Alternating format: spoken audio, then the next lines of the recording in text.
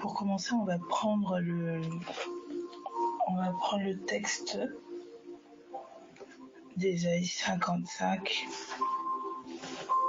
Ésaïe 55 à partir du verset 6. Ésaïe 55, 6. Oui, on entend bien. Ok, super. Merci. Alors, du coup, Ésaïe 55 à partir du verset 6. Donc, je lis, il dit « Cherchez l'Éternel pendant qu'il se trouve, invoquez-le tandis qu'il est prêt. » Donc on dit « Cherchez l'Éternel pendant qu'il se trouve et invoquez-le tandis qu'il est prêt. » Comme si en fait le fait que Dieu se laisse trouver est lié au fait qu'il est près de nous. Et juste en lisant ça, il y a ce passage qui monte dans mon cœur où le Saint-Esprit dit que la parole n'est pas loin de toi, elle est dans ton cœur et sur tes lèvres. C'est comme si la parole étant dans mon cœur et sur mes lèvres montre combien Dieu est proche de moi. Donc je continue au verset 7, il dit que le méchant abandonne sa voie et l'homme d'iniquité ses pensées. Donc que le méchant abandonne sa voie et l'homme d'iniquité ses pensées. Et là encore, petite interpellation entre le fait qu'il dit d'abandonner une voie et d'abandonner des pensées.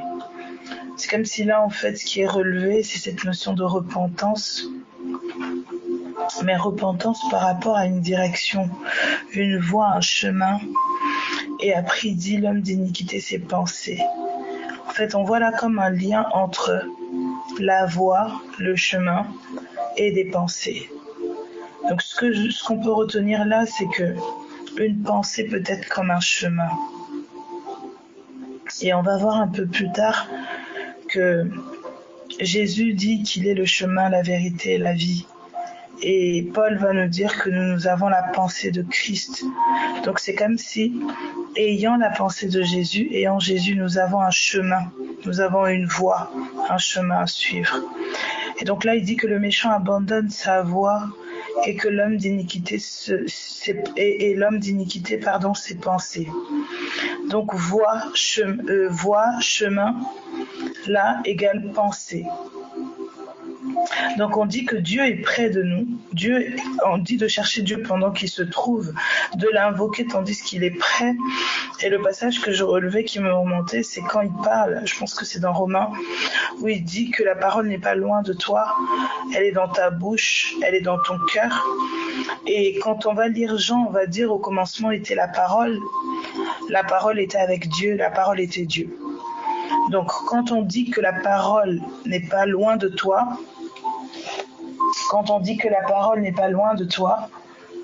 elle est près de toi, elle est dans ton cœur et elle est sur tes lèvres. C'est comme si on était en train de dire que Dieu n'est pas loin, Dieu se trouve dans ton cœur et sur tes lèvres. Et ici, il nous dit que les méchants en fait doivent abandonner une voie. Et ensuite, il vient parler des pensées, que l'homme inique doit abandonner ses pensées.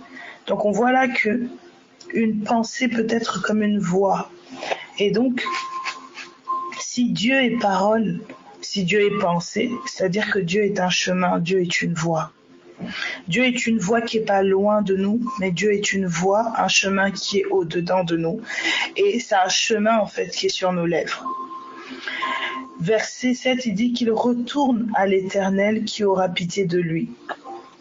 C'est-à-dire qu'en fait, aller vers Dieu, c'est aller vers sa pensée. Aller vers Dieu, c'est aller vers sa parole. Donc là, on dit de cette personne-là qu'elle doit abandonner sa voix, elle doit abandonner ses pensées iniques et qu'elle retourne. Je ne peux pas bien entendre, merci de baisser. Ok. Donc on dit, c'est bon comme ça, vous entendez mieux ?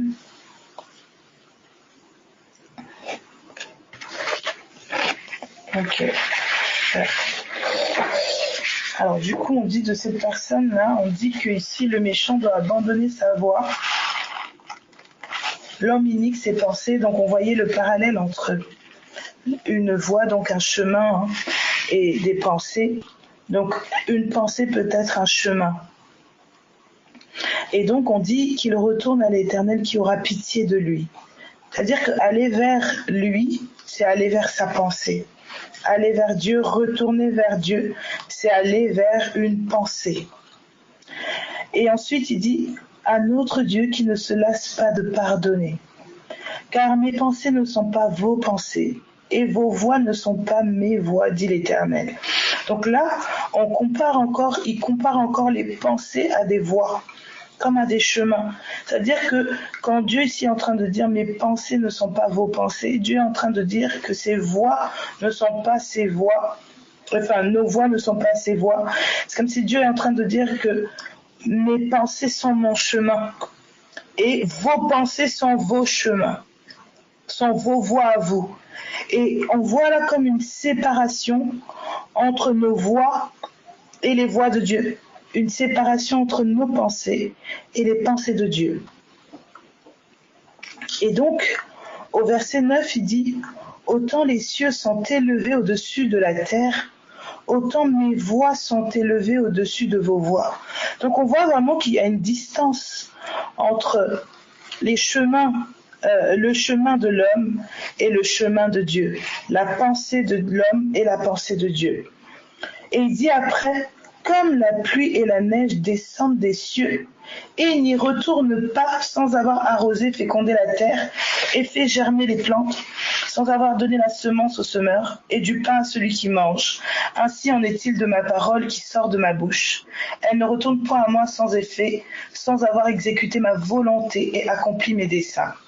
Et c'est là qu'en fait ça devient interpellant, c'est que au départ, Dieu est en train de dire que ses voies, ses pensées sont éloignées des nôtres. Mais juste après, il vient parler d'une pluie et de la neige qui descendent des cieux. Et on sait tous que Dieu est aux cieux. Donc quand Jésus, comment on le sait, c'est dans Matthieu 6, quand Jésus parle aux disciples, il leur dit, voici comment vous devez prier notre Père qui est aux cieux. Donc, c'est-à-dire que dans la dimension des cieux, quand on touche à la dimension des cieux, on touche dans la dimension où Dieu est.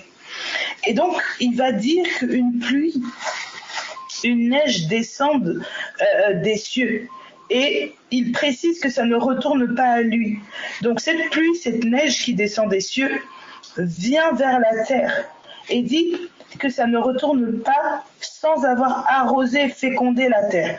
Donc quelque chose sort des cieux pour pouvoir arroser et féconder la terre. Je ne sais pas si jusqu'ici ça va pour tout le monde. Si vous arrivez à suivre un peu, si je ne vais pas trop vite. N'hésitez pas à me dire hein, si je vais vite ou si jamais c'est pas compréhensible. Donc du coup, on a des pensées, on nous précise ici que nos pensées et les pensées de Dieu sont éloignées. Et on a vu au début, en fait, que on était dans Ésaïe 55 à partir du verset 6. Donc il dit, cherchez l'Éternel pendant qu'il se trouve, invoquez-le tandis qu'il est prêt. Et la pensée, en fait, qui montait, c'est que là, on est en train de dire de rechercher le Seigneur pendant qu'il se trouve. Donc Dieu peut se trouver. On peut le chercher et il se trouve. Et on dit de l'invoquer tandis qu'il est prêt.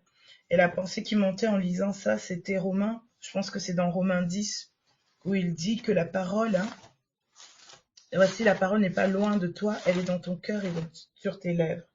Je pense que c'est Romains 10, je vais voir. Tac. Voilà, c'est Romains 10 au verset 8. Il dit, que dit-elle donc en parlant de la loi, la parole est près de toi, dans ta bouche et dans ton cœur. Donc la parole n'est pas loin, la parole est près de toi, dans ta bouche et dans ton cœur. Et Ésaïe 55 va nous dire que on peut chercher Dieu pendant qu'il se trouve et qu'on peut l'invoquer tandis qu'il est prêt. Donc c'est comme si on nous dit que Dieu n'est pas loin de nous. Dieu est près de nous et parce qu'il est près, on peut l'invoquer. Et pourquoi en fait je liais cela à Romains 10? Parce que dans Jean chapitre 1, à partir du verset 1er, il va nous dire que au commencement était la parole et la parole était avec Dieu et la parole était Dieu. C'est-à-dire que quand on touche à Dieu, on touche aussi à la notion de la parole. Dieu est sa parole. Donc quand Romain va nous dire que la parole est près de toi, en d'autres termes, Paul, dans l'épître aux Romains, il est en train de nous dire que Dieu est près de nous et Dieu se trouve où? Dans ton cœur et sur ta bouche. Et donc on reprend Ésaïe au verset 7, du coup il va dire que le méchant abandonne sa voie et l'homme d'iniquité ses pensées. Là encore, interpellant, il parle d'abandon de quelque chose et il dit qu'il retourne, donc comme s'il doit se détourner de quelque chose pour aller vers quelque chose de nouveau. Donc on voit là une notion de repentance et cette repentance-là est liée à une voie, à des pensées. Et donc en fait, je voyais comme un parallèle, on voit comme un parallèle ici entre la voie et des pensées. C'est-à-dire qu'une pensée peut être un chemin, une pensée peut être une voie, une pensée peut être des sentiers. C'est-à-dire que là, quand maintenant on est en train de demander à cet homme-là, ou à ce méchant-là, d'abandonner ces voies-là, donc on peut s'imaginer parfois sur quel sentier, sur quel chemin nous marchons. Comme les pensées en fait qui t'animent sont les chemins sur lesquels tu es en train de marcher. Donc quand c'est la pensée de Dieu qui t'anime, tu marches sur les voies de Dieu. Et je pense encore à David qui va dire ta parole est une lampe à mes pieds et une lumière sur mes sentiers. Mais il dit d'abord que c'est sa parole qui est une lampe. Comme si en fait la parole de Dieu, la pensée de Dieu que David a, l'éclaire sur les sentiers de Dieu. Donc David est comme en train de marcher sur les voies de Dieu. Donc la pensée est une voie. Une pensée est un chemin. Et donc la question c'est sur quel type de chemin je marche? Sur quel sentier, sur quelle voie je marche? En fait, depuis quelle pensée je marche? Et là, il y a un appel en fait à la repentance par rapport à ces voies-là d'iniquité ou de méchanceté et dit qu'il retourne à l'Éternel qui aura pitié de lui. Donc aller vers lui, aller vers Dieu, c'est aller vers sa pensée. Et on t'a dit que Dieu n'est pas loin, Dieu est près, il est dans ton cœur et sur ta bouche, dans ta bouche. Et verset 7 toujours, il dit « Un autre Dieu qui ne se lasse pas de pardonner, car mes pensées ne sont pas vos pensées, et vos voies ne sont pas mes voies. » Donc Dieu distingue sa pensée et sa voie, donc sa pensée et son chemin, à la pensée et au chemin des hommes. La pensée de Dieu, le chemin de Dieu, n'est pas le chemin et la pensée des hommes. Il dit, mes voies ne sont pas vos voies, dit l'Éternel. Autant les cieux sont élevés au-dessus de la terre, autant mes voies sont élevées au-dessus de vos voies. Donc là, il compare encore ses voies, ses pensées au ciel et les voies de l'homme et les pensées de l'homme à la terre. Il dit, autant les cieux sont élevés au-dessus de la terre. Donc tout comme ses pensées sont élevées, en fait, ses pensées ne sont pas nos pensées, mais il compare cela à des cieux, en fait, qui sont élevés au-dessus de la terre. Comme si la pensée humaine, la pensée de l'homme est caractérisée comme une forme de terre, est vue comme une forme de terre ici. Donc on voit en fait une séparation entre la pensée de Dieu et la pensée de l'homme. Mais ce qui m'interpelle dans ce passage, c'est quoi? C'est que quand il continue, il dit « Et mes pensées au-dessus de vos pensées ». Donc tout comme les cieux sont élevés au-dessus de la terre, les voies de Dieu sont élevées au-dessus de nos voies. Donc on voit bien que là, voix de Dieu égale cieux, voix de l'homme égale terre. Mes pensées aussi, mes pensées au-dessus de vos pensées. La pensée de Dieu, cieux, la pensée de l'homme, terre. Mais ce qui m'interpelle ici, c'est qu'au verset 10, après que Dieu ait montré en fait et parlé de la séparation entre sa pensée et celle de l'homme, il va parler de la pluie. Et je me disais, c'est quoi le lien en fait ici? Pourquoi il vient ensuite parler de la pluie alors qu'il est en train de nous dire clairement que sa pensée est éloignée de la nôtre, tel le ciel et la terre? Et donc verset 10, il dit, comme la pluie et la neige descendent des cieux. C'est-à-dire que dans le ciel, il est maintenant en train de nous parler des choses en fait qui peuvent venir, qui peuvent sortir de cet endroit-là. Donc on a vu que ciel était comparé, donc cieux, comparé à sa pensée, terre à nos pensées. Et donc là, il dit, comme la pluie et la neige descendent des cieux. Donc on peut remplacer maintenant cieux là par la pensée de Dieu. Donc la pluie et la neige descendent de la pensée de Dieu. Il y a une pluie et une neige qui sort de la pensée de Dieu. Et dit que cette pluie-là et cette neige, quand elles descendent, elles ne retournent pas. C'est-à-dire que quand la pluie sort de sa pensée, elle a un objectif, elles ont un objectif, elles ont en fait un travail à accomplir. Et tant qu'elles n'accomplissent pas ce travail, elles ne retournent pas à lui. Est-ce que jusqu'ici ça va? Ça va pour tout le monde? Ok. Donc la pluie, etc. ne retourne pas à lui tant que ça n'a pas accompli en fait ce pourquoi ça a été envoyé.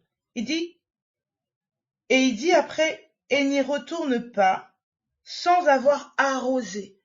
C'est-à-dire que le but en fait de la pluie et de la neige, c'est d'arroser. Féconder quoi? La terre. Bizarre.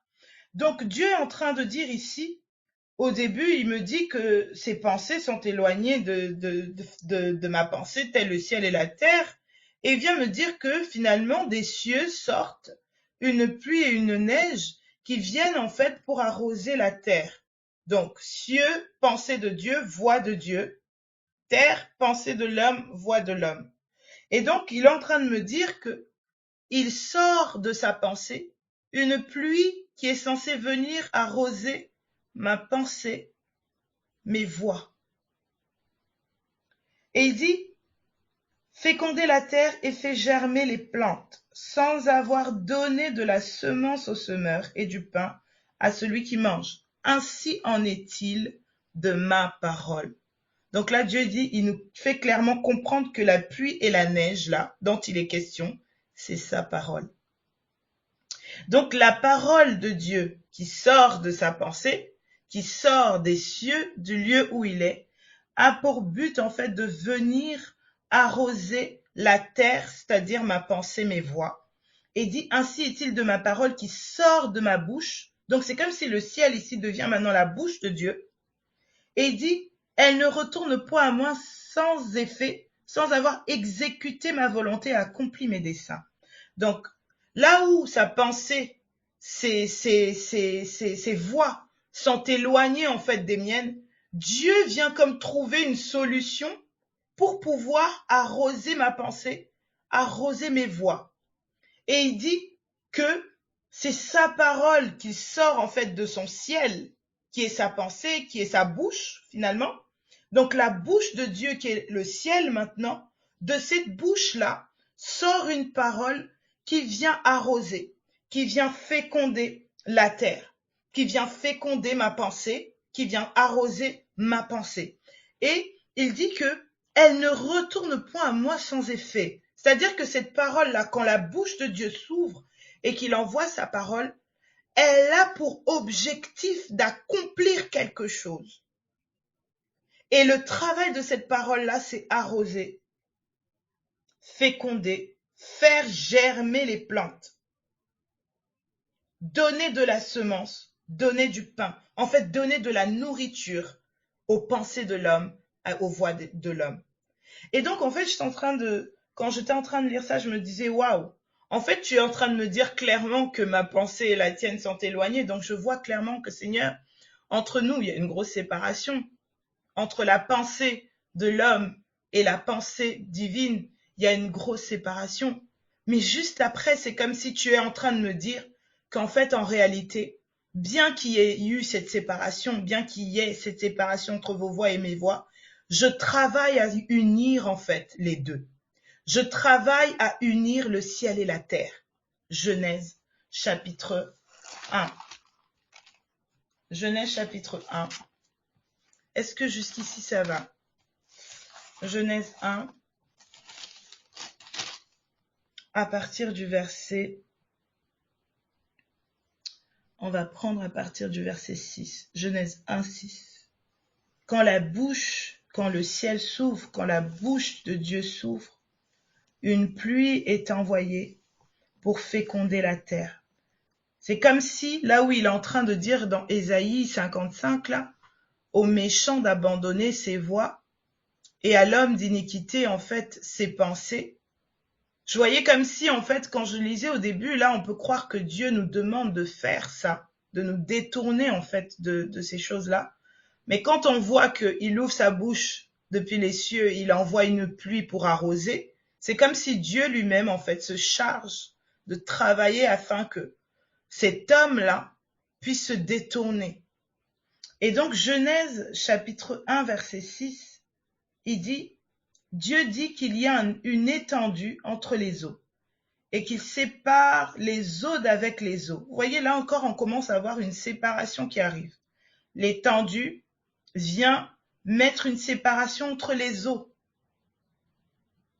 Et Dieu fit l'étendue et il sépara les eaux qui sont au-dessous de l'étendue d'avec les eaux qui sont au-dessus de l'étendue. Vous voyez? Donc, Ésaïe, il nous dit que ses pensées sont élevées, nos pensées élevées au-dessus de nos pensées. Et ici, on est en train de voir qu'il y a des eaux qui sont au-dessus et il y a des eaux qui sont au-dessous. Et il dit ensuite qui sont au-dessous de l'étendue avec les eaux qui sont au-dessus de l'étendue. Et cela fut ainsi.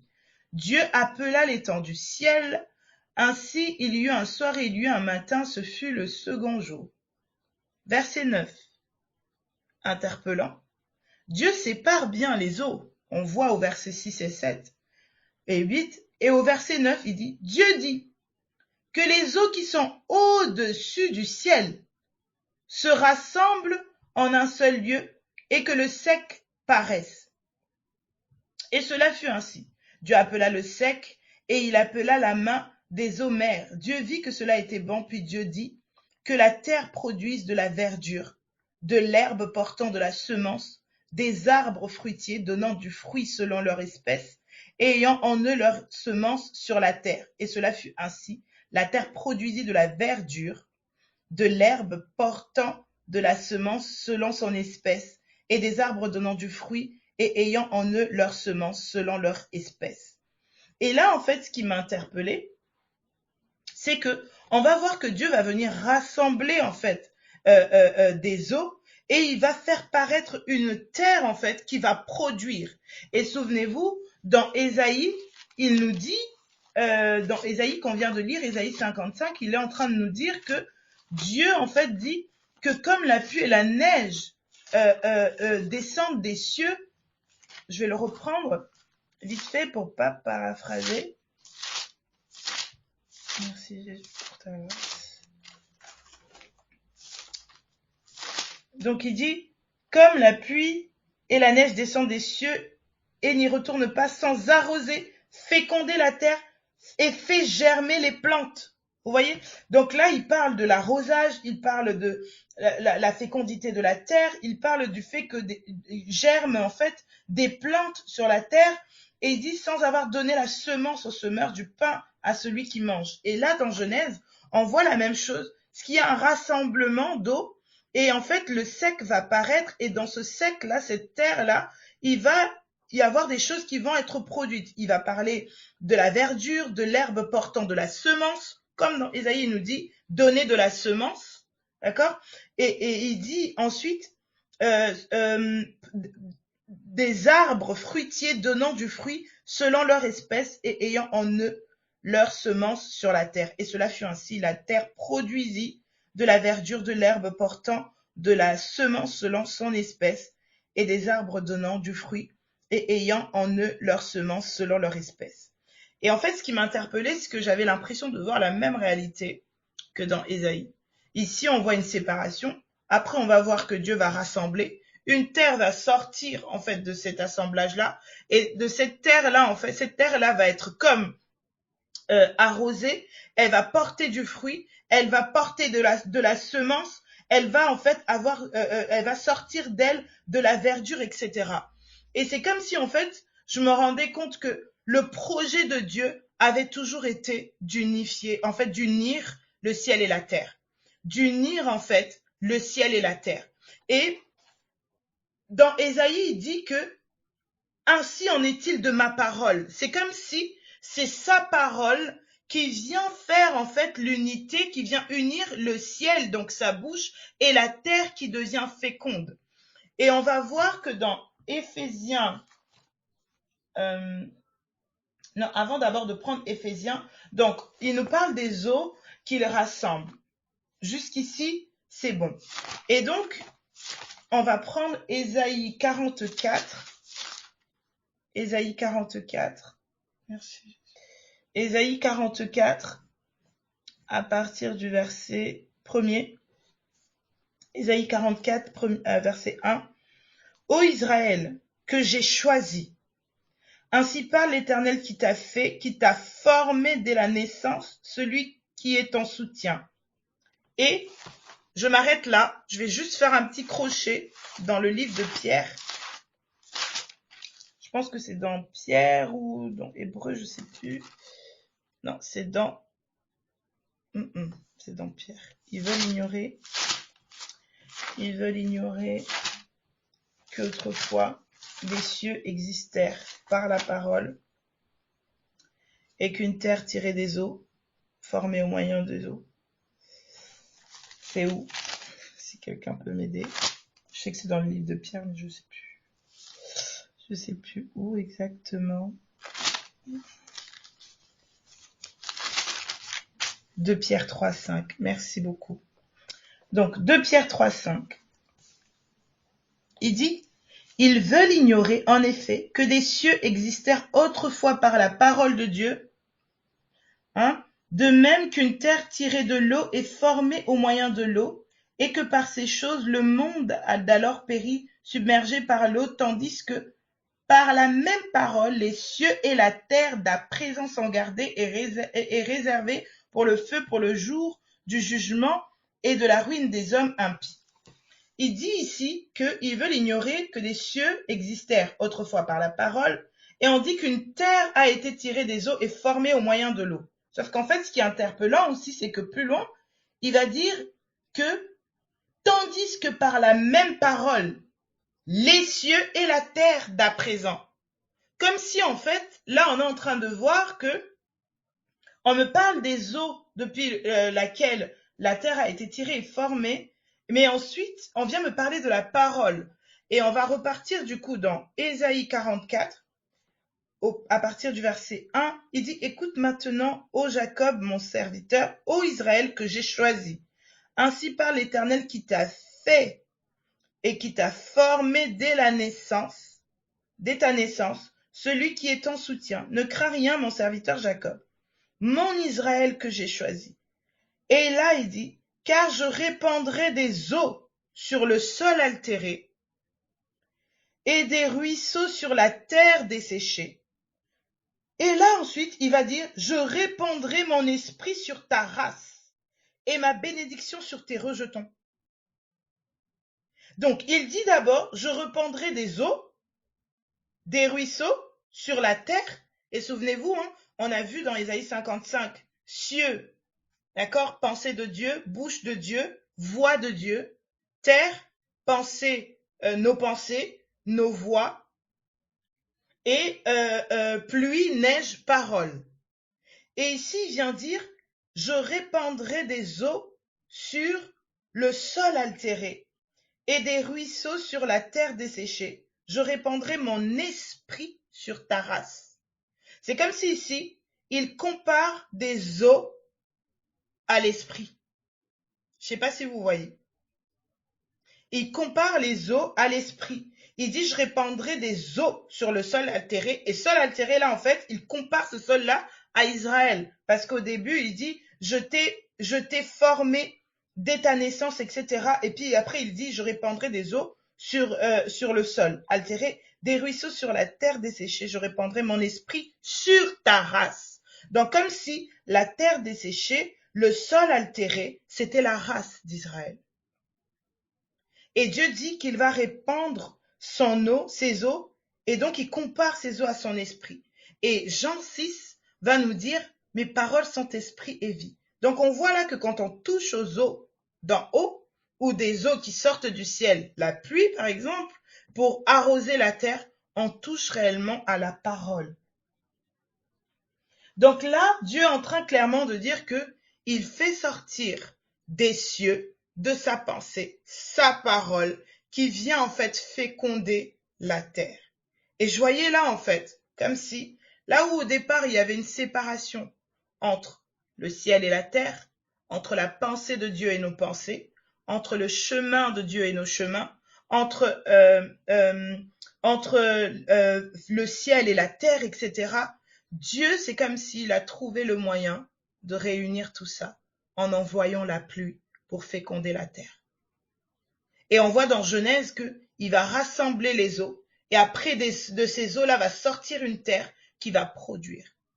Et du coup, le passage que je voulais prendre, c'est Éphésiens. Je pense que c'est dans Éphésiens 1. Et donc, je voyais en fait que là, on peut voir là en fait le projet de Dieu. C'est que Dieu est dit, sans avoir accompli ma volonté dans Ésaïe. Il dit, cette parole ne retourne pas à moi sans avoir accompli ma volonté. Et cette parole, elle vient comme une pluie pour arroser, féconder, faire germer, donner du pain. C'est comme si en fait le projet de Dieu, c'était que sa parole comme une pluie vienne sur nos pensées qui sont comme une terre, vienne sur en fait nos voix qui sont comme une terre, afin d'unir en fait le ciel et la terre. Le projet de Dieu, donc sans accomplir mon dessein, le dessein de Dieu, je voyais en fait c'était l'unification, en fait l'unité entre le ciel et la terre, c'est-à-dire entre la pensée de Dieu et celle des hommes. Et c'est pour ça qu'en fait il dit, celui qui s'attache au Seigneur devient avec lui un seul esprit. Ou même encore quand on dit que l'homme s'attachera à sa femme, deviendront une seule chair, ce n'était qu'en fait l'ombre, l'image du projet que Dieu était en train de mettre en place par rapport au ciel et la terre, en fait par rapport à lui et l'homme, par rapport à sa pensée, la pensée de l'homme, par rapport à sa voix, ses voix et nos voix à nous. Et donc dans Éphésiens chapitre 1, je pense que c'est ça. Alors attendez. Voilà, c'est ça. Éphésiens 1, verset 10. Donc, cieux, pensée de Dieu, voix de Dieu, terre, pensée de l'homme, voix de l'homme. Cieux, bouche, terre, on peut prendre la terre comme nos cœurs, par exemple, ou mon entendement, ma pensée, vous voyez. Et donc, dans Éphésiens, 1, verset 10, merci Jésus, il dit, alors on va prendre à partir du verset 7. Merci Jésus. En lui, nous avons la rédemption par son sang, la rémission des péchés, selon la richesse de sa grâce. Donc, selon la richesse de sa grâce que Dieu a répandue abondamment sur nous par toute espèce de sagesse et d'intelligence. Donc, Dieu a répandu la richesse de sa grâce par toute espèce de sagesse et d'intelligence. Nous faisons connaître le mystère de sa volonté. Donc, Dieu nous a fait connaître le mystère de sa volonté. C'est-à-dire que la volonté de Dieu était cachée. Elle était mystérieuse. Mais là, Paul est en train de nous dire que Dieu nous a fait connaître justement ce mystère-là. Et il dit, selon le bienveillant dessein qu'il avait formé en lui-même. Souvenez-vous, on a vu dans Ésaïe que Dieu dit que sa parole ne retourne pas sans avoir accompli son dessein. Et ici, on nous parle du même dessein de Dieu, la volonté de Dieu, qui était autrefois mystérieuse, mais qu'il a bien voulu en fait nous nous révéler, il dit nous faire connaître le mystère de sa volonté, selon le bienveillant dessein qu'il avait formé en lui-même. Dieu avait un dessein qu'il avait formé en lui. Dieu avait une pensée Dieu avait une pensée au-dedans de lui depuis le commencement. Et c'est cette pensée-là que Dieu a voulu nous faire connaître. Et regardez la suite. Pour la mettre à exécution lorsque les temps seraient accomplis. Donc Dieu avait un dessein au-dedans de lui qu'il voulait mettre à exécution. Ensuite, il dit, quel est donc ce dessein? Il dit, de réunir toutes choses en Christ. Donc le plan de Dieu, le dessein mystérieux de Dieu, c'était de réunir. C'était l'unité. L'unité. Il dit de réunir toutes choses où? En Christ. C'est comme si du coup Christ devient le pont en fait, le moyen pour que ces choses-là puissent s'unir. Et il dit celles qui sont dans les cieux et celles qui sont sur la terre. C'est-à-dire que Christ devient le moyen, le passage par lequel en fait le ciel et la terre s'unissent. Et souvenez-vous, il dit ma parole ne revient pas à moi sans avoir accompli ce pourquoi elle a été envoyée, sans avoir mis à exécution, accompli le dessein de Dieu. C'est comme si là où dans Ésaïe, il est en train de dire sa parole, ici Paul est en train de nous révéler que c'était Christ. Donc Christ est la parole qui est sortie de la bouche de Dieu pour venir en fait unifier, réunir le ciel et la terre, c'est-à-dire ma pensée et celle de Dieu. Et donc, je voyais du coup plusieurs exemples comme ça où en fait on voit cette unification-là entre le ciel et la terre. On va prendre, je vais prendre le psaume 19, psaume 19, à partir du verset 2.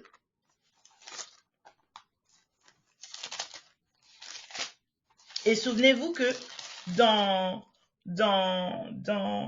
Genèse, on va voir qu'il parle des eaux d'en haut et des eaux d'en bas, et puis il va parler de l'étendue, comme si l'étendue était le entre-deux d'en haut et d'en bas, vous voyez? Et du coup, dans le psaume, ce qui m'a interpellé, dans le psaume 19, à partir du verset 2, il dit « Les cieux racontent la gloire de Dieu », et après il dit « L'étendue manifeste l'œuvre de ses mains ».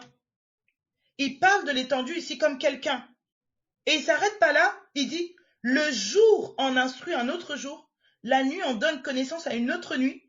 Ce n'est pas un langage, ce ne sont pas des paroles, dont le son ne soit point entendu. Leur retentissement parcourt toute la terre. » Donc en fait, c'est comme s'il compare l'étendue, le jour, la nuit, à des voix, des paroles, à un langage.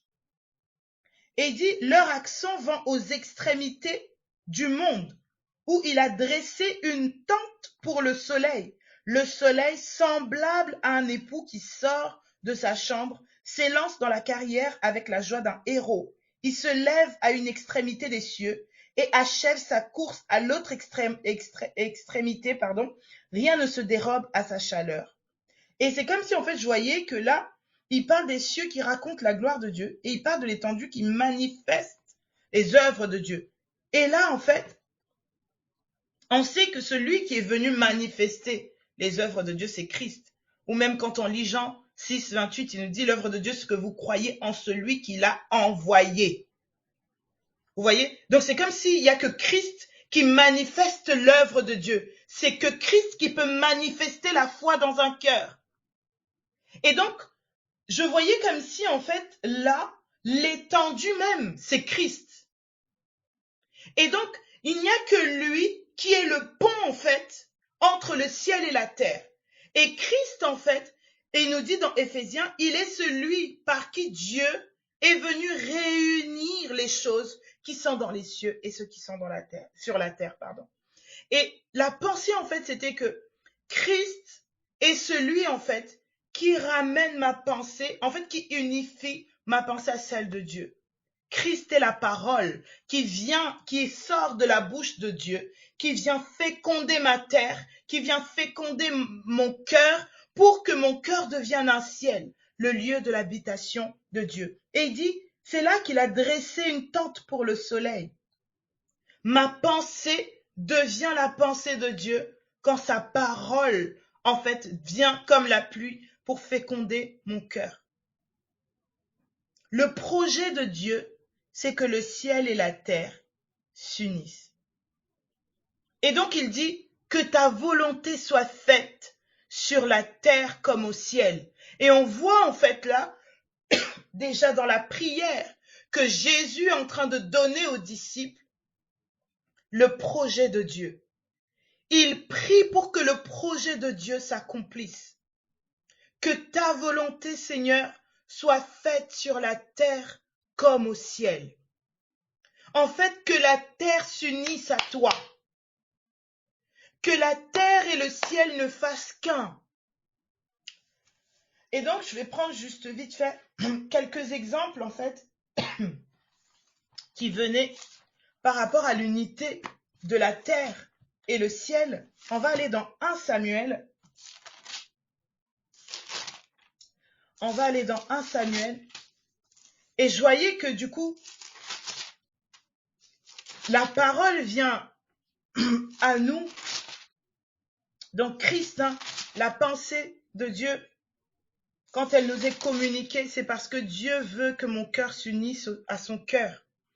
Quand la parole de Dieu sort et qu'elle m'est communiquée, lorsque je l'entends, c'est parce qu'il y a un dessein qui est derrière. En fait, cette parole ne vient pas à moi en vain. Elle vient pour accomplir en fait le projet de Dieu initial, l'unité entre le ciel et la terre. En fait, Dieu veut que nous soyons réunis en fait, tout simplement. Dieu veut que nous soyons réunis. Dieu a toujours voulu unir sa famille à lui. Dieu n'a jamais voulu cette séparation entre moi et lui. Dieu ne veut pas que ma pensée en fait soit éloignée de sa pensée. Et seul il trouve une solution. Christ, sa parole, pour que le ciel et la terre, sa pensée et ma pensée, mes voix et ses voix ne fassent qu'en fait un. Et donc aujourd'hui, je peux pas parler de deux vies en fait. Ma vie en Christ et puis j'ai ma vie à côté, non. Parce que ce que Dieu veut, c'est que cette vie-là que tu considères ou que je considère la mienne, soit en fait tout simplement sa vie. Il veut que la terre soit le reflet du ciel. Et il veut qu'on aspire à ça. C'est pour ça qu'il dit, cherche l'Éternel pendant qu'il se trouve. Invoque-le alors qu'il est près de toi. Alors que cette parole-là t'a été annoncée. Alors que la bouche du ciel s'est ouverte pour t'envoyer la pluie.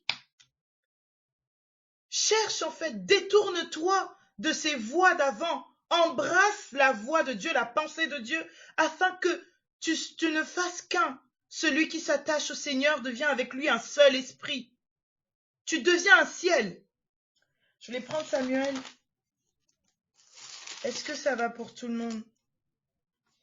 Merci Jésus. Donc on va lire à partir du premier verset. Ça va être un peu long la lecture, mais je vais essayer d'aller vite. 1 Samuel 1. Il y avait un homme à Ramathaïm Tsophim, de la montagne d'Éphraïm, nommé Elkana, fils de Jéroboam, fils d'Élihu, fils de Tohu, fils de Tsuf, Éphratien. Il avait 2 femmes, dont l'une s'appelait Anne, et l'autre Pénina. Pénina avait des enfants, mais Anne n'en avait point. Et j'aimais beaucoup une pensée qu'une sœur partageait dernièrement par rapport à Anne et Pénina. Quand on regarde au niveau des définitions en fait de leurs prénoms, Anne veut dire grâce, je pense, et Pénina veut dire parure. Et lorsqu'on regarde dans 1 Pierre 3, je pense, il dit de ne pas se... Alors, je vais le prendre, parce que hein, c'est dans 1 Pierre 3, 3.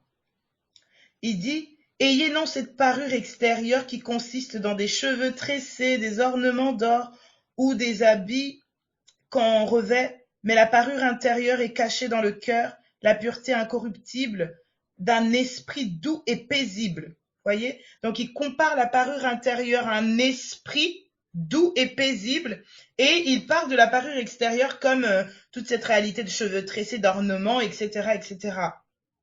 Et dit qui est d'un grand prix devant Dieu. D'accord? Donc, Anne veut dire grâce, et Pénina veut dire parure.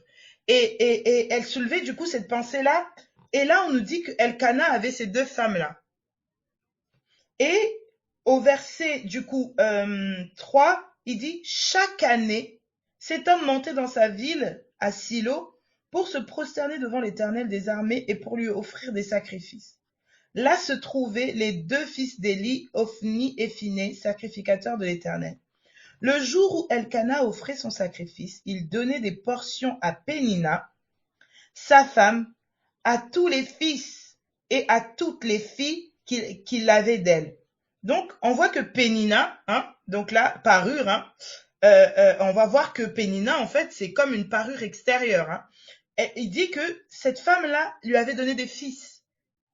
Elle avait des fils et des filles. Mais il donnait à Anne une portion double, donc grâce, car il aimait Anne, que l'Éternel avait rendue stérile. Donc Anne ne produisait pas forcément des choses, elle ne lui donnait pas d'enfants, mais Elkana aimait Anne. Et ensuite on dit qu'il avait rendu stérile, verset 7. Et toutes les années, il en était ainsi, chaque fois qu'Anne montait à la maison de l'Éternel, et regardez la particularité ici, c'est que Elkana, on nous dit qu'il montait, d'accord, dans sa ville à Silo pour se prosterner devant l'Éternel des armées. En fait, il allait adorer, il allait offrir des sacrifices. Et on aura le témoignage de Pénina que, voilà, elle avait des enfants, elle avait donné des enfants, etc., etc. Ensuite, quand on parle de Anne, on nous dit que elle aussi, elle montait.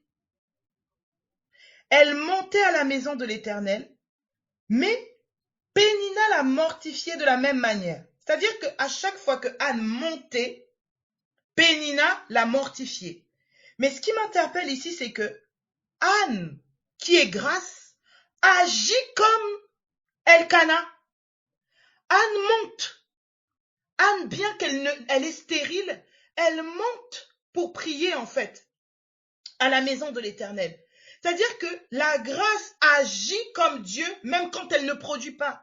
Même quand tu ne vois pas, la grâce agit comme Dieu. Et c'est comme si Elkana est l'image en fait de Christ. Et Anne est l'image d'une église, ou de toi, de moi. Seigneur, peut-être que on ne produit pas encore ce qu'on est censé produire. On ne porte pas encore, enfin, on ne te donne pas encore la postérité que tu attends pour prolonger tes jours, Jésus. Mais ça n'empêche pas que j'agis comme toi. Elkana allait offrir, Anne pareil. Mais Pénina, sa particularité, c'est la mortification. C'est comme si là on voit en fait une dimension de la chair et de l'esprit. L'esprit est bien disposé, mais la chair est faible. Et la chair, c'est comme si elle a toujours tendance à vouloir accabler, à vouloir, je sais pas comment dire ça. Là, la pensée qui me vient là, c'est vraiment comme si elle va avoir tendance à s'apitoyer, etc. Alors que l'esprit va avoir tendance à agir comme Elkana. Alors à nous d'avoir le discernement en fait. Quand tu es affaibli, quand tu n'es pas bien, quand tu es au milieu des épreuves, agis-tu comme Elkana? Est-ce que tu agis comme le nom que tu portes? Anne, grâce. La grâce cherche. Elle est là, elle monte à la maison de l'Éternel. Et Pénina va la mortifier de la même manière. Alors elle pleurait et ne mangeait point. Et la particularité ici, c'est qu'on ne me dit pas que Anne répond à Pénina. Anne ne répond pas à Pénina, bien que Pénina l'a mortifiée. C'est comme si, en fait, face à Pénina, il y avait un silence total. C'était une Anne morte. une âne morte. Et dit, mais elle pleurait, elle ne mangeait point. Elkana, son mari, lui disait, Anne, pourquoi pleures-tu? Et pourquoi ne manges-tu pas? Pourquoi ton cœur est-il attristé? Pourquoi ton cœur est-il attristé? C'est comme si la Christ est en train de parler à celle qui a trouvé grâce à ses yeux, en fait. Pourquoi pleures-tu? Hein? Pourquoi, en fait, ton cœur est triste? Est-il triste? Parce que tu ne produis pas encore ce que je t'ai montré dans ces rêves-là, ce que tu as vu, ce à quoi tu aspires, parce que tu ne le vois pas encore. Tu t'apitoies comme ça, tu es triste. Tu as trouvé grâce à mes yeux. Et là, il dit, pourquoi ton cœur est-il attristé? Est-ce que je ne vaux pas pour toi mieux que 10 fils? C'est comme si Jésus était en train de dire, ne suis-je pas suffisant pour toi? Parce que tu ne vois pas ce miracle-là, tu t'apitoies, mais est-ce que moi je vaux pas plus qu'un miracle? Et c'est là que je me disais, en fait, on n'imagine pas à combien, en fait, le poids que ça, juste de garder la parole, même quand je ne vois pas les choses se manifester encore, à l'extérieur. Parce que si on voit Elpenina comme une parure extérieure, on peut voir en fait comme des attentes d'Anne de voir aussi une manifestation extérieure. Mais c'est pas parce que tu ne vois pas à l'extérieur des choses se passer que rien ne se passe au-dedans de toi. Est-ce que seulement on peut se rendre compte du poids que juste la parole elle-même, sans forcément avoir des manifestations quelconques, a? Elkana est en train de dire, mais je ne vaux pas plus que 10 fils. Et donc, verset 9, Anne se leva après que l'on eut mangé et bu à Silo. Vous voyez là où elle va manger et boire à Silo. C'est là qu'elle trouve son repas. Et le sacrificateur Élie était assis sur un siège près de l'un des poteaux du temple de l'Éternel. Et l'amertume dans l'âme, elle priait l'Éternel et versait ses larmes. Voilà l'endroit où Anne allait parler. Et je ne sais pas si tout le monde se souvient de l'enseignement, on nous parle du silence de la chair et du bruit de l'esprit. Anne va faire du bruit à un endroit, mais face à Pénina, elle est silencieuse. Face à ce qui peut me mortifier, on attend de moi en fait un silence, mais on attend de moi un bruit dans l'esprit. Et donc ici, on voit que Anne va pleurer, elle va prier et elle fit un vœu. Et c'est là qu'en fait je trouvais intéressant et c'est là que je voyais que le ciel et la terre commencent à s'unir. Anne, au milieu de sa situation, au début, elle a les yeux que sur le fait d'avoir un fils. Et je pense que c'était voilà pour pouvoir faire plaisir aussi à son mari, se sentir vraiment bien dans sa position de peut-être première femme d'Elkana ou de la femme aimée pour elle, vraiment lui donner une postérité. C'était quelque chose qui tenait auquel à laquelle elle tenait vraiment. Mais ici, quand elle va maintenant à Silo, où elle va manger, elle va boire, on nous dit qu'elle va prier. Et là, regardez, verset 11, elle fit un vœu en disant, Éternel des armées, si tu daignes regarder l'affliction de ta servante, si tu te souviens de moi et n'oublie point ta servante, et si tu donnes à ta servante un enfant mâle, je le consacrerai à l'Éternel pour tous les jours de sa vie, et le rasoir ne passera point sur sa tête. Comme elle restait longtemps en prière devant l'Éternel, Élie observa sa bouche. Regardez, là ça m'interpelle.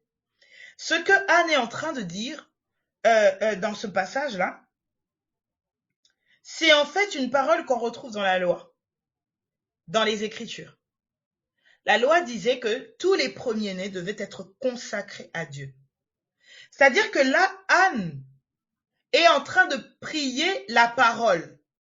Et souvenez-vous, on a vu que la bouche s'ouvre, d'accord, le ciel s'ouvre, envoie la pluie pour féconder la terre. Et ici, en fait, si on voit Anne comme une terre, une personne qui a des pensées, des voix, qui a des attentes, en fait, qui veut des choses, vivre des choses en bas, elle prie, Au départ, Anne prie, elle prie pour avoir un enfant. Ok. Mais c'est comme si...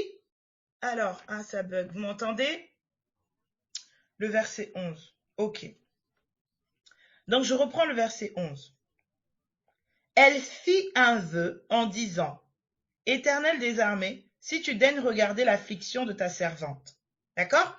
Donc, au début, Anne prie. On voit bien qu'elle montait. On nous dit bien qu'à chaque fois que Anne montait à la maison de l'Éternel, Pénina l'a mortifiée. C'est-à-dire que Anne n'a pas commencé à prier maintenant, là, au verset 11 qu'on est en train de lire. Anne a commencé à prier un peu bien avant. Donc, mais on ne précise pas forcément ses prières à Anne. Mais là, au verset 11, on est en train de nous dire que maintenant, Anne va faire un vœu.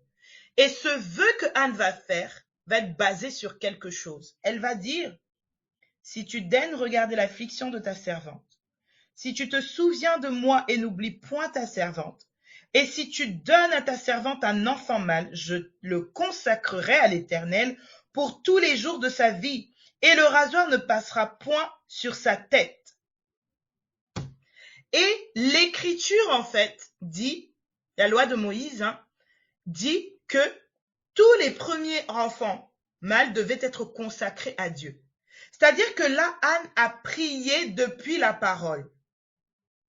Et Ésaïe nous dit que le ciel, en fait, tout comme la pluie et la neige descendent du ciel pour féconder la terre. C'est-à-dire qu'ici, on a une Anne qui était comme une terre.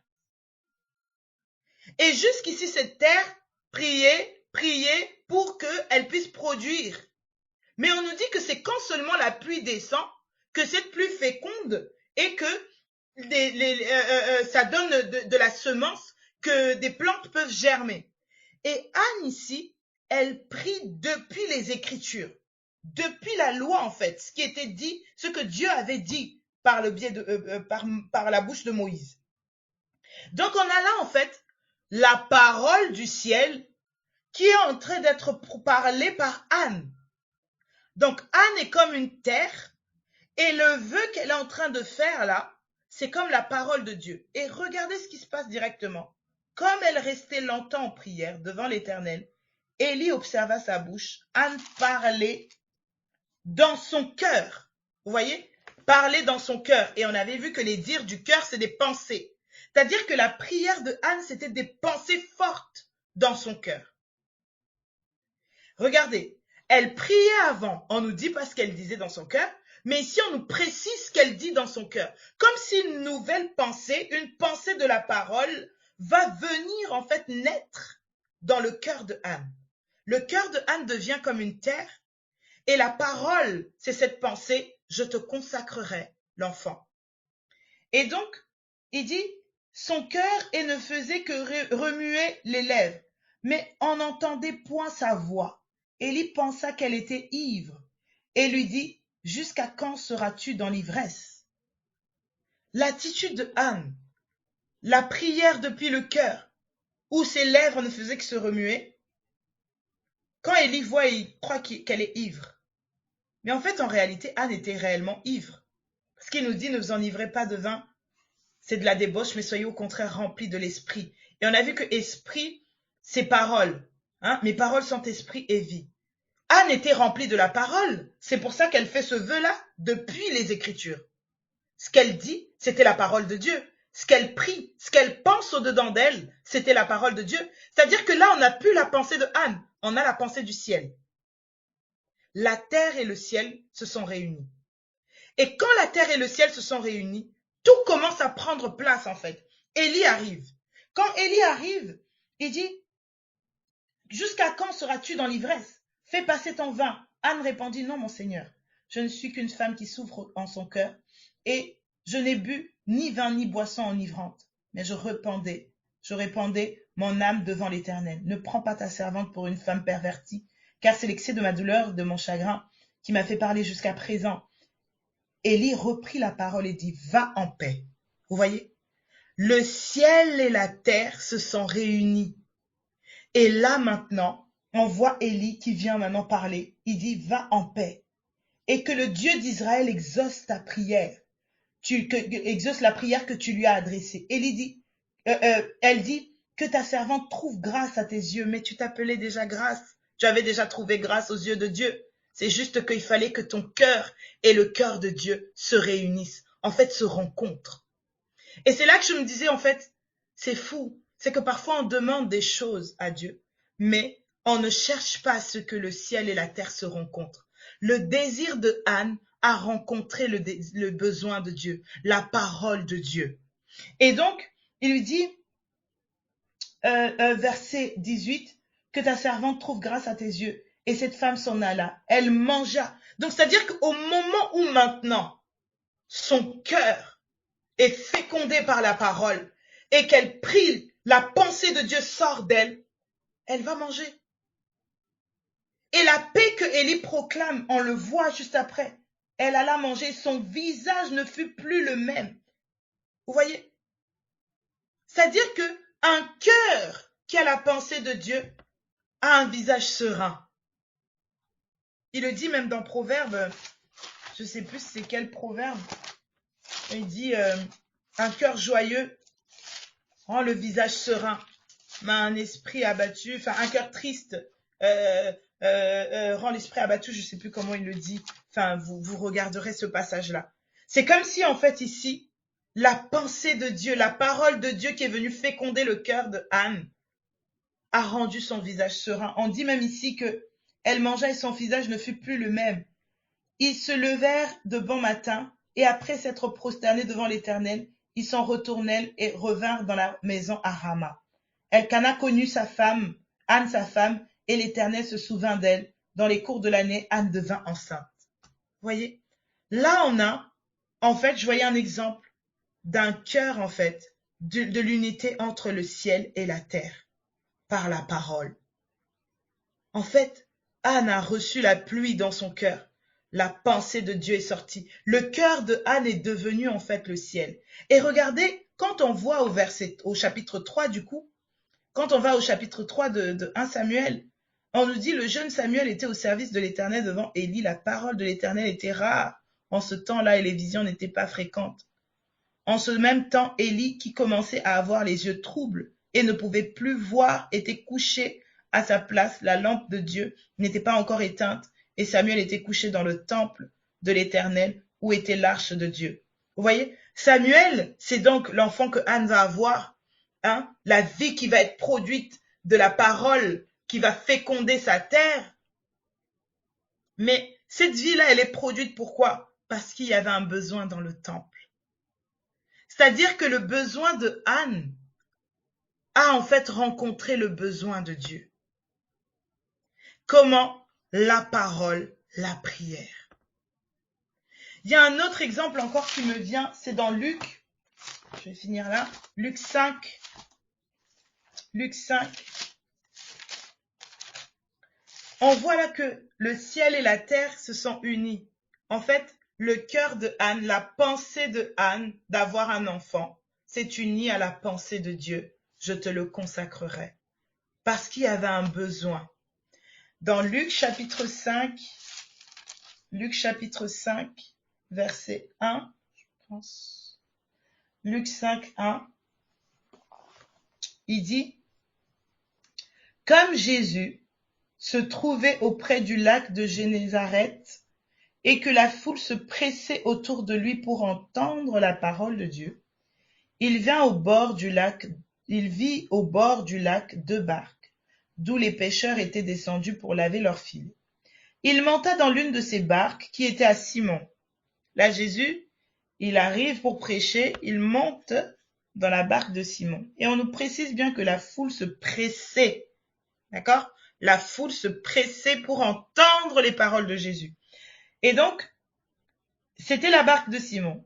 Et il le pria de s'éloigner un peu de terre. Jésus dit à Simon de s'éloigner un peu de terre. Puis il s'assit et de la barque, il enseignait la foule. Ensuite, lorsqu'il eut cessé de parler, il dit à Simon, avance en pleine eau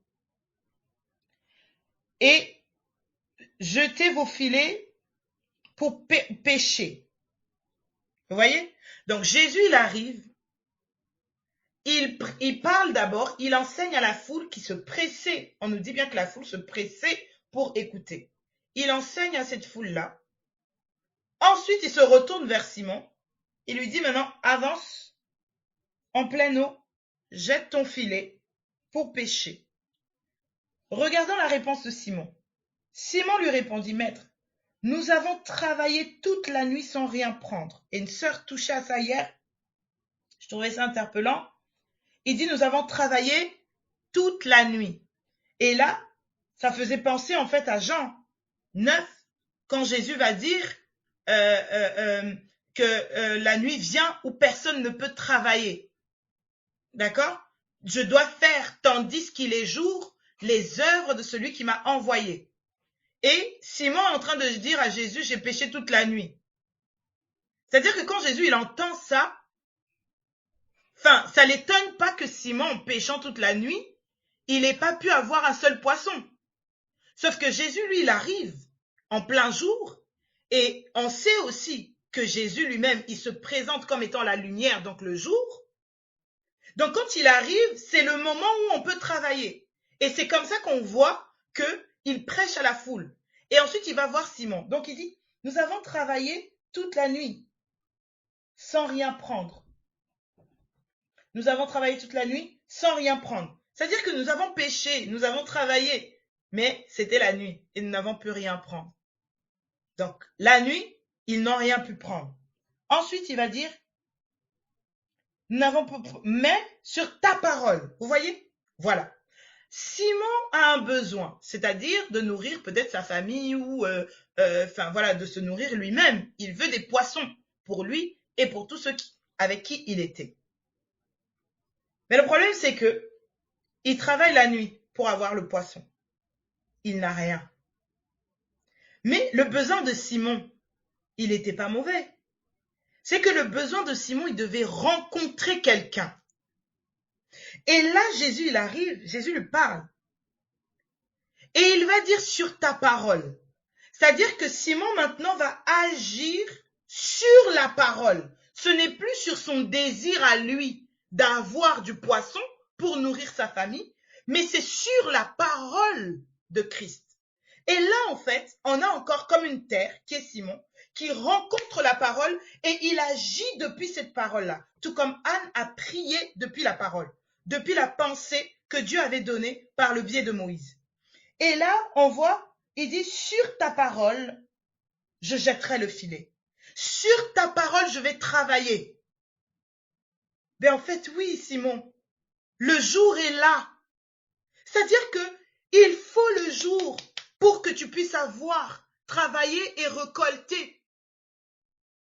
Et donc, il dit, sur ta parole, je jetterai le filet. L'ayant jeté, ils prirent une grande quantité de poissons et leur filet se rompait. Ils firent signe à leurs compagnons qui étaient dans l'autre barque de venir les aider. Ils remplirent leurs 2 barques au point qu'elles enfonçaient. Quand il vit cela, Simon-Pierre tomba aux genoux de Jésus et dit, Seigneur, retire-toi de moi, parce que je suis un homme pécheur. Car l'épouvante l'avait saisi, lui et tous ceux qui étaient avec lui, à cause de la pêche qu'ils avaient faite. C'est-à-dire que la parole peut te surprendre.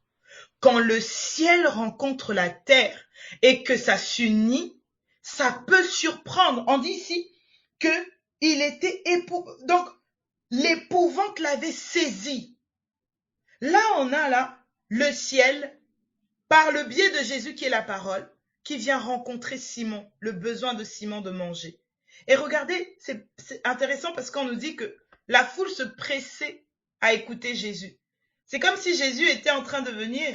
En fait, Jésus est en train de faire ce que Simon essayait de faire en bas.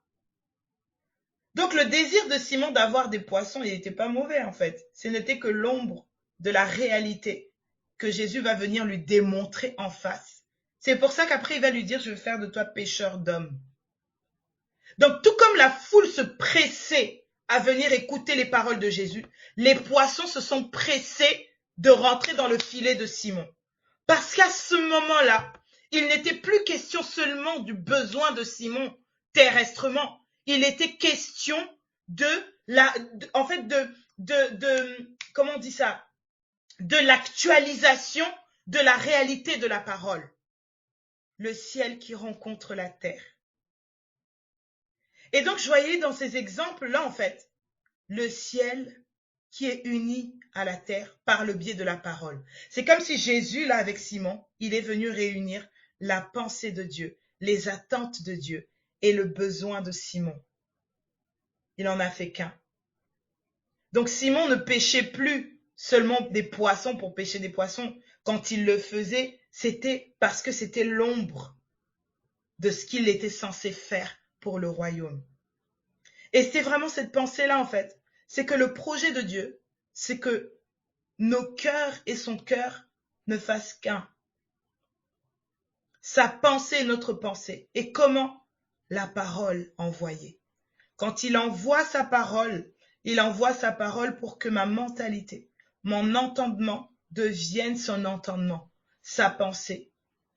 Et c'est vraiment, du coup, cette pensée-là que j'avais même pour la prière, c'est que je ne prie plus pour que Dieu, en fait, puisse accomplir mes désirs à moi charnels.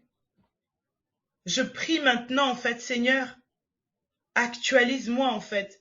Est-ce que ce besoin-là, ce à quoi j'aspire là, Seigneur, est-ce que ça peut rencontrer ton besoin à toi? Est-ce que les aspirations d'en bas, là, que j'ai, ne sont que le reflet de ta parole, de ta pensée, de ton projet? Et est-ce qu'on peut vraiment prier dans ce sens-là? C'est que, Seigneur, que nos projets, que nos pensées ne soient plus nos pensées, mais que le ciel et la terre s'unissent, en fait. Que nos cœurs s'unissent à ton cœur, que nos pensées s'unissent à ta pensée. Nous ne voulons pas vivre des choses seulement en bas, en fait, juste pour les avoir parce que peut-être, je sais pas, ça fait cool en bas, ça fait bien en bas, mais je veux qu'en fait, ce que je vis ne soit que le reflet de ce que toi tu désires aussi. Que mes projets soient tes projets. Que mes pensées soient tes pensées aussi. Ou plutôt l'inverse, que tes pensées deviennent mes pensées. Que ta parole féconde nos cœurs afin que nos besoins rencontrent tes besoins. Seigneur, je veux que tu te rencontres dans ma pensée. Je veux que tu te rencontres dans ma prière. Je veux que tu te rencontres dans mon projet. Il dit à Moïse, amène le peuple devant la tente d'assignation, c'est là que je me rencontrerai. Dieu attend de se voir en fait dans l'homme. C'est pour ça qu'il travaille en fait à unir le ciel et la terre, à unir nos cœurs à son cœur, parce qu'il veut se voir. Et quel est le moyen qu'il a utilisé? Christ, Jésus-Christ. Et donc, est-ce qu'on peut vraiment prier dans ce sens-là? Ça va pour tout le monde? Hein, on va prendre quelques minutes juste pour prier. Seigneur, que nos pensées soient tes pensées, en fait.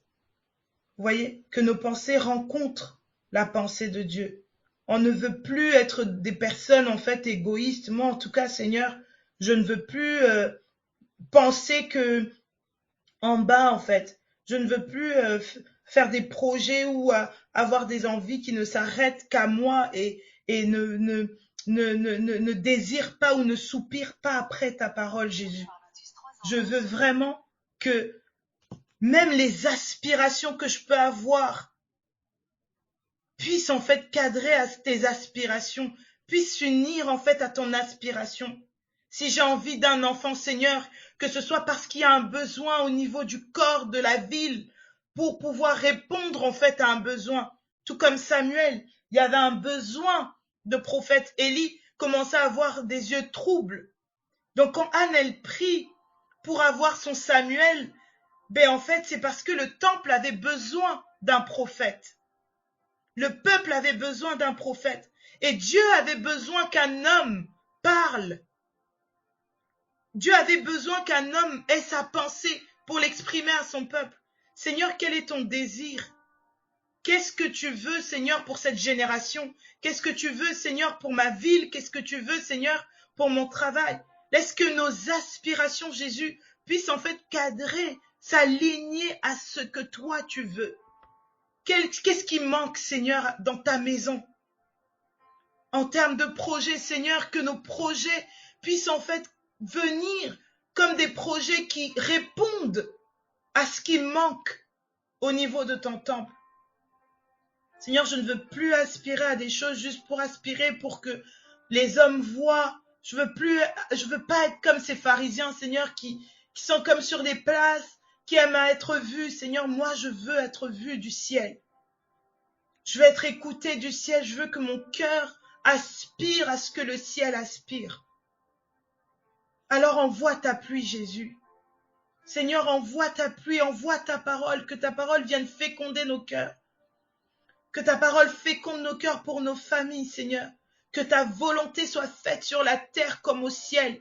Que ta volonté soit faite dans nos familles comme c'est fait dans les familles dans les cieux. Seigneur, tu as dit que il y a des familles dans le ciel et il y a des familles sur la terre. Et nous savons que, Seigneur, ce que tu veux, ce que les familles qui sont sur la terre reflètent, Seigneur, les familles qui sont dans les cieux. Alors nous prions que ta volonté, la volonté qui est faite dans les familles en haut, soit cette même volonté qui s'accomplit dans les familles en bas au nom de Jésus.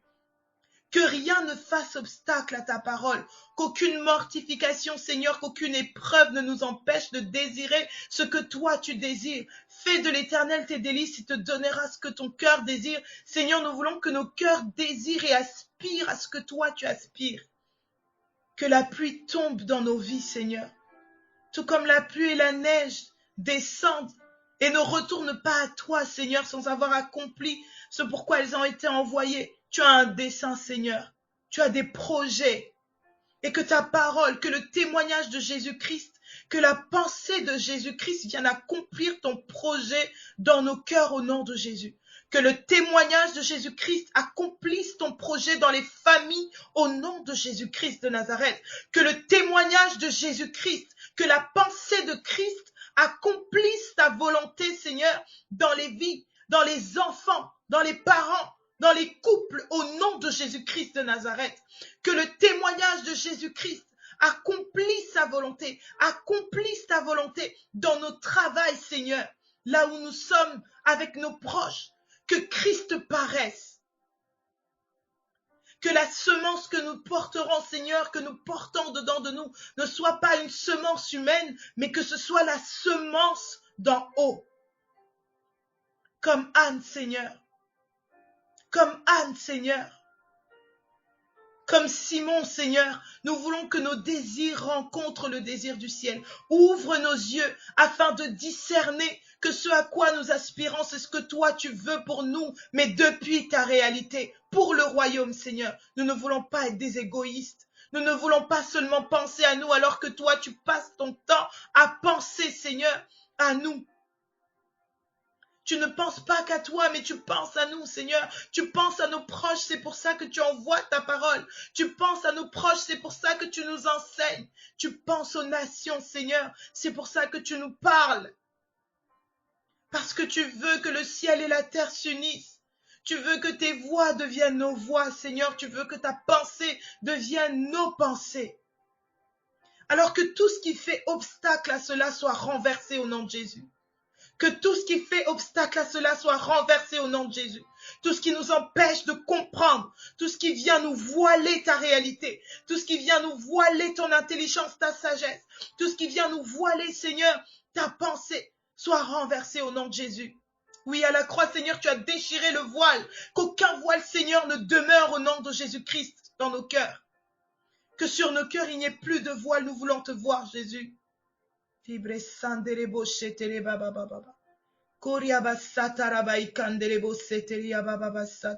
Au nom de Jésus-Christ, que nos prières changent, Seigneur,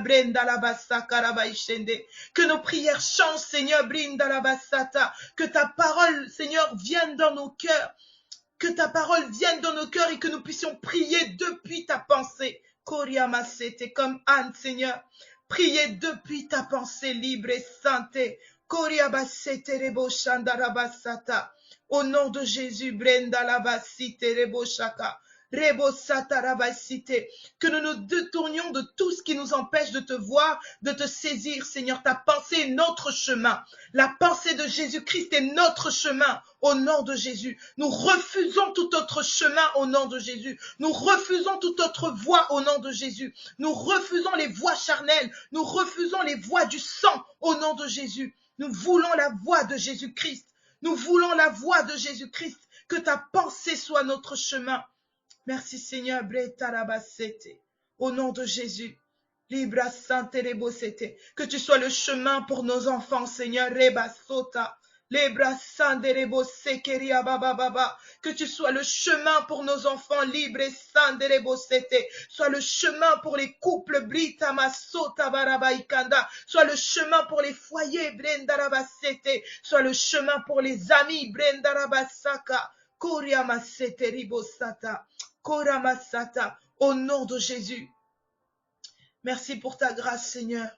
Rebasata Rabasete. Nous savons que nous avons trouvé grâce à tes yeux parce que Jésus a payé le prix.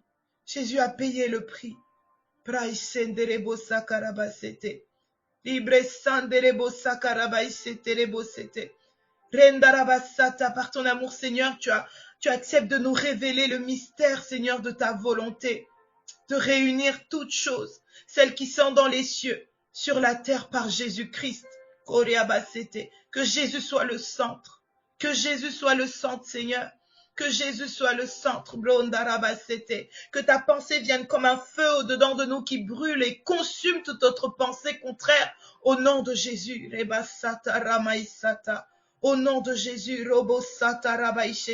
Tout ce qui peut nous empêcher, Seigneur, de saisir pleinement ta pensée, soit consumé par ta voix au-dedans de nous au nom de Jésus. Merci pour ta grâce, Seigneur. Merci pour ta grâce, Seigneur.